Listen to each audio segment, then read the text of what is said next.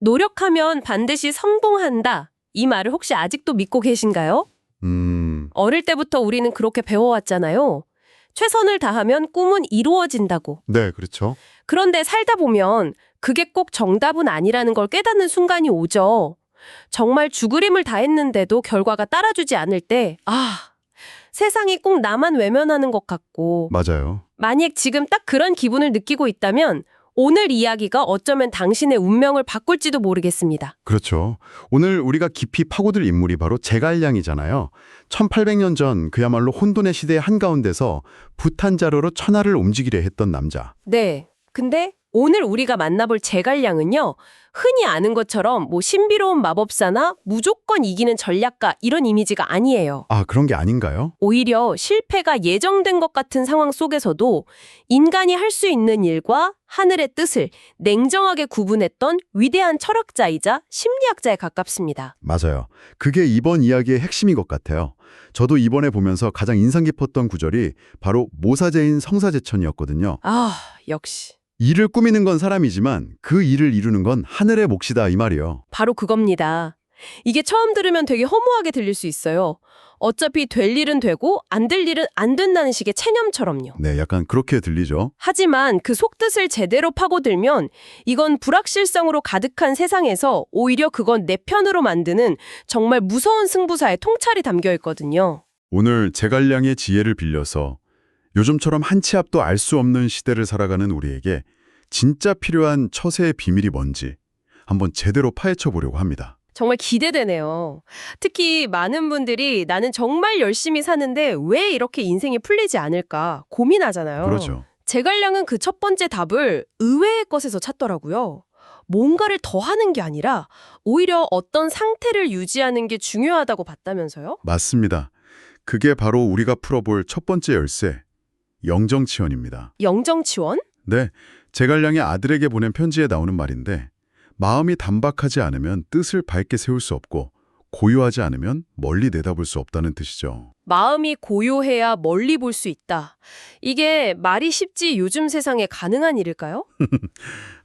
하루 종일 스마트폰에서 알림이 울리고 신경 써야 할 일은 산더미인데 제갈량이야 한적한 초가집에 살았으니 가능했겠지만 21세기를 사는 우리한테는 너무 이상적인 이야기처럼 들리기도 하거든요. 아주 날카로운 지적이세요. 그리고 그게 바로 제갈량이 이 말을 한 핵심 이유입니다. 정말요? 이건 단순히 욕심 없이 조용히 살아라 같은 도덕 교과서 얘기가 아니에요.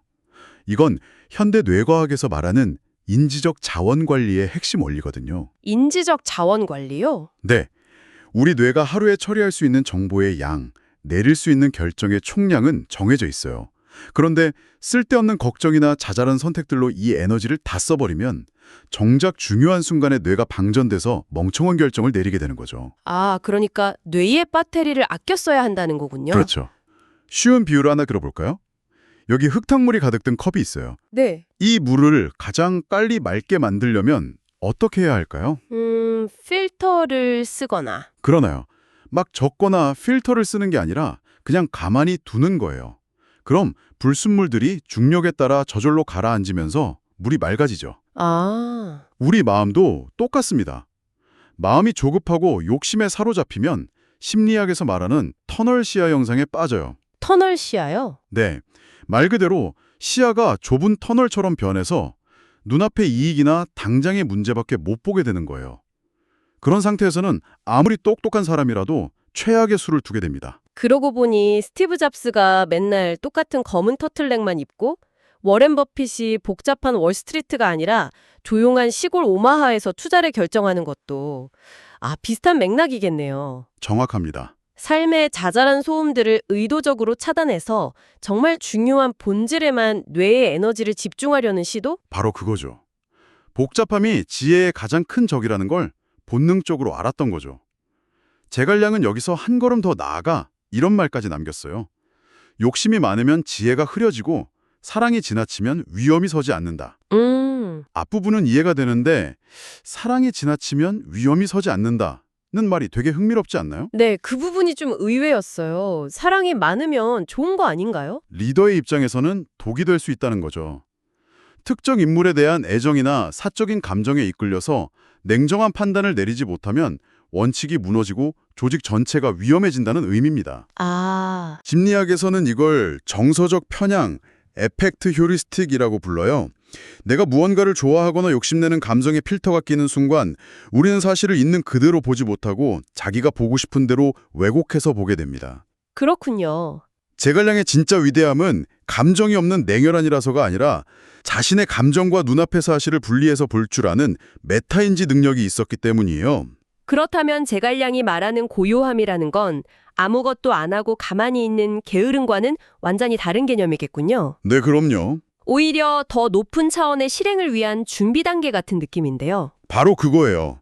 그 고요함은 폭발적인 실행을 위한 응축의 시간입니다. 돋보기로 햇빛을 한 점에 모아야 불을 피울 수 있는 것처럼요. 아, 실제로 제갈량의 또 다른 좌우명이 구궁진력 사후이였어요. 구공진력 사후이? 네, 몸을 굽혀 모든 힘을 다하고 죽은 뒤에야 멈춘다는 뜻이죠. 고요함 속에서 예리하게 칼을 갈고 일단 움직일 때는 모든 걸 쏟아부었던 겁니다. 와, 혹시 지금 머릿속이 복잡하고 미래가 불안하다면 뭔가를 더 하려고 발버둥치기보다 잠시 멈춰서서 내면의 흙탕물을 가라앉혀 보는 건 어떨까요? 네. 마음이 단박하고 고요해지는 바로 그 순간 남들이 보지 못하는 기회가 보이기 시작할 겁니다. 내면의 고요함을 통해 스스로를 장악했다면 이제 그 힘을 밖으로 써야 할 텐데요. 그 다음 단계가 바로 타인의 마음을 얻는 지혜로 넘어가는 거겠죠? 그렇죠. 근데 이게 참 어려워요. 특히 논쟁할 때 논리적으로는 내가 완벽하게 이겼는데 이상하게 관계는 더 나빠지고 상대방 마음은 다쳐버리는 경험? 다들 한 번쯤 있잖아요. 하하, 내 말은 다 맞는데 기분 나빠서 하기 싫어 이런 상황 말씀이시죠? 네네, 바로 그거요. 바로 그럴 때 필요한 게 두 번째 열쇠, 공심위상입니다. 공심위상. 성을 공격해서 빼앗는 것은 하책이고 사람의 마음을 공격해서 얻는 것이야말로 상책이다. 아, 그 유명한 맹획 이야기의 배경이 되는 말이군요. 맞습니다. 남쪽의 이민족을 정벌할 때 그들의 왕인 맹획을 7번이나 사로잡고도 7번 모두 풀어주죠. 칠중칠금. 부하 장수들은 속이 터졌을 거예요. 아니 그냥 목을 베면 전쟁이 끝나는데 왜 저렇게 비효율적인 일을 하냐고요. 저라도 그랬을 것 같아요. 저러다 뒤통수 맞으면 어쩌나 하고요. 그렇죠. 하지만 제갈량은 더 멀리 본 겁니다. 힘으로 억지로 굴복시킨 사람은 내 힘이 약해지는 순간 반드시 배신하지만 마음으로 진심으로 감복한 사람은 내가 없어져도 나의 뜻을 따른다는 걸 알았던 거죠. 와, 결국 7번 만에 맹획은 진심으로 항복했고 그 이후 제갈량이 죽을 때까지 남쪽 땅은 단 한 번도 반란을 일으키지 않았습니다. 정말 대단한 통찰이네요. 단기적으로는 비효율적이었지만 장기적으로는 가장 확실한 평화를 얻은 셈이죠. 이건 현대협상학이나 심리학에서도 아주 중요하게 다루는 원리 아닌가요? 그럼요. 로버트 치얼디니가 말한 호혜성의 원식 혹은 심리적 부채감과 정확히 일치합니다. 아, 상대방의 논리를 박살내서 항복을 받아내는 건 사실상 관계의 파산을 선언하는 것과 같아요. 네. 진정한 고수는 상대의 체면과 자존심을 지켜주면서 오히려 상대가 나에게 미안한 마음을 갖게 해서 스스로 내 편이 되게 만들죠. 누군가와 갈등이 있다면 논리라는 칼로 상대의 성을 부수려 하지 마세요. 그 대신 상대의 마음속에 있는 진짜 두려움이나 욕망이 무엇인지 먼저 읽어보세요. 공감이야말로 가장 강력한 전술무기입니다. 이건 리더십에도 그대로 적용될 것 같아요. 단순히 지시하고 실적을 닥달하는 상사가 아니라 팀원들의 마음을 움직여서 스스로 일하게 만드는 리더가 진짜 유능한 리더니까요. 맞습니다. 제갈량은 리더십의 본질을 이렇게 꿰뚫었어요. 무릇 군대란 명분 없이는 움직일 수 없다. 명분. 여기서 명분이라는 단어, 요즘 말로 바꾸면 뭘까요? 바로 경영구로 사이먼 시넥이 그토록 강조했던 why, 왜입니다. 아, why. 사람들은 무엇을 하라고 지시하면 움직이는 척만 해요. 하지만 우리가 왜 이 일을 해야 하는지 그 명분에 진심으로 공감하면 누가 시키지 않아도 스스로 방법을 찾아서 움직이죠. 그게 바로 내재적 동기부여라는 거군요. 맞습니다. 제갈량은 병사들에게 단순히 싸워라 라고 외친 게 아니라 한나라 황실을 다시 일으켜 세운다는 이 위대한 싸움이 우리 가족과 후손들에게 어떤 의미가 있는지 그 명분을 심어주었던 겁니다. 듣고 보니 리더라면 정말 깊이 새겨야 할 말이네요. 사람의 마음을 움직이는 힘은 결국 그 왜라는 질문에 달려있군요. 그리고 인간관계에서 정말 중요한 태도에 대한 조언을 하나 더 남겼습니다. 장수는 자신의 능력을 뽐내지 않아야 한다. 음, 혹시 더닝크루그 효과라고 들어보셨죠? 능력이 부족한 사람일수록 자신을 과대평가하고 진짜 전문가는 오히려 자신의 한계를 알기에 겸손하다는 이론이요.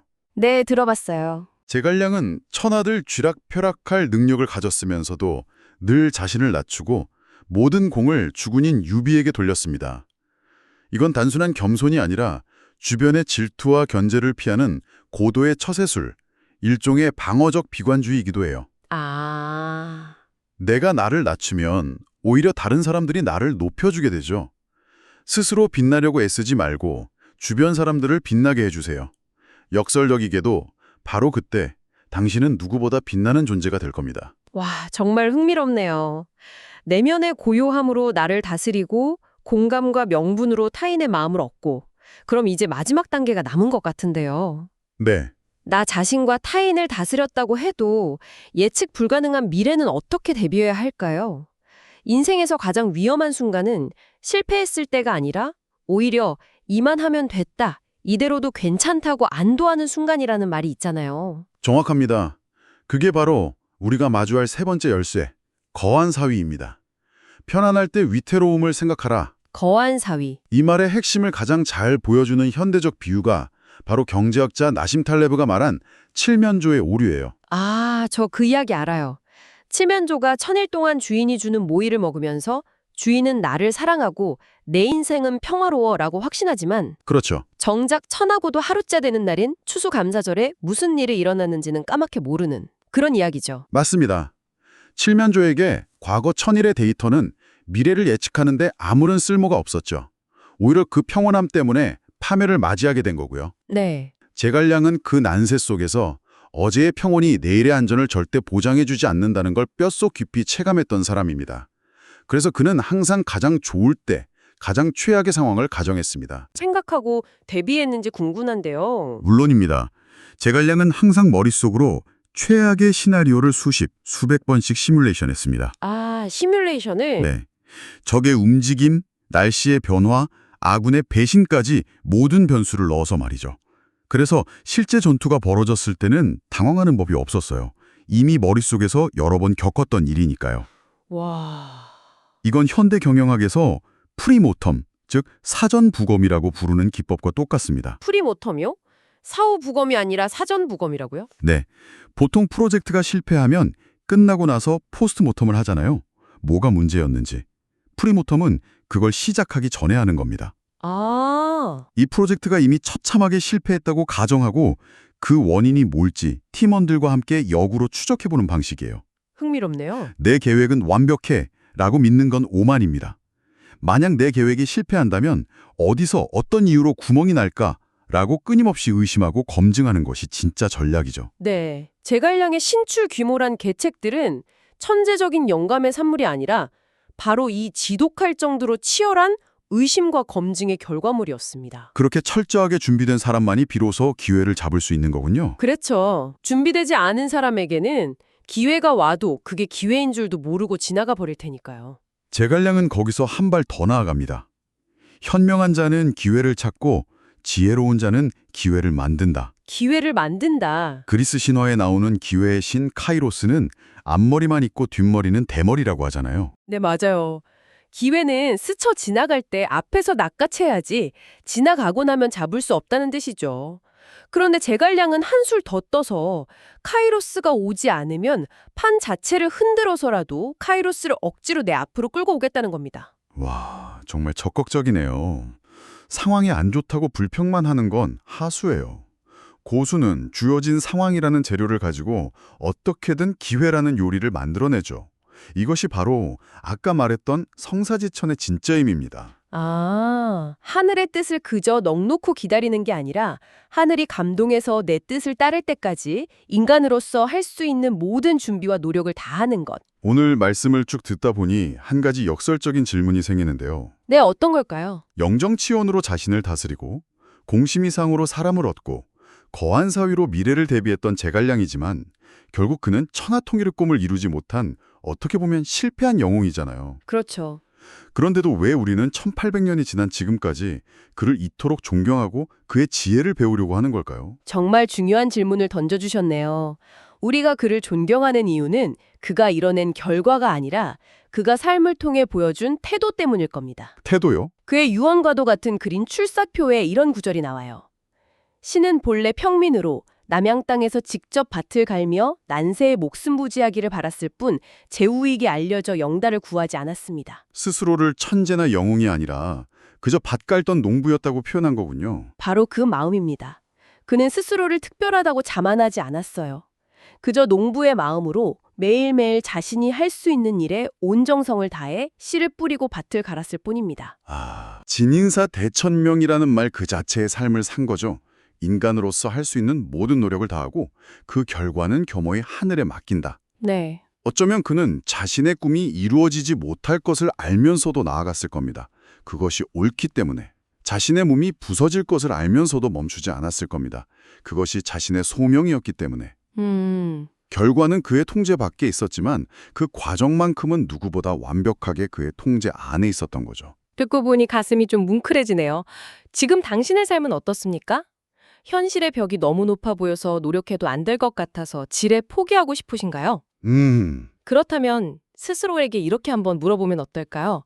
나는 내 인생이라는 이 전쟁터에서 후회 없이 모든 힘을 쏟아붓고 있는가? 그렇습니다. 결과는 하늘에 맡기세요.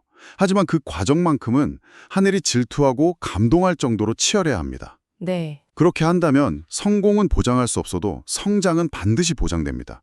그리고 그 성장이 쌓였을 때 비로소 운명도 당신의 편이 되어줄 겁니다.